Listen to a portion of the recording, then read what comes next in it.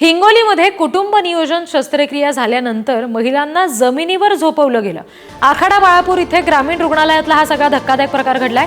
या रुग्णालयामध्ये 43 महिलांवर कुटुंब नियोजन शस्त्रक्रिया झाली आणि कॉटची पूर्तता न केल्यामुळे या महिलांना जमिनीवर झोपण्याची वेळ आली। ही दृश्य आपण बघतोय।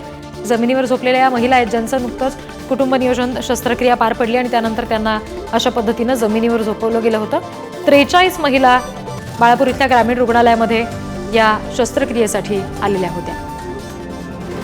चोरांचा सुळसुळाट झालाय।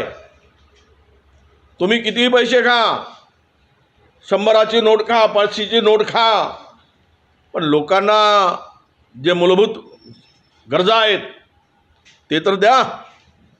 जर यावेळेस इतका म्हणजे ओल्या बाळंतींना जर खाली झोपायची पाळी आली, शस्त्रक्रिया करणाऱ्यांची खाली झोपायची पाळी आली, तर हे आरोग्य विभाग काही अस्तित्वात आहे का महाराष्ट्रामध्ये?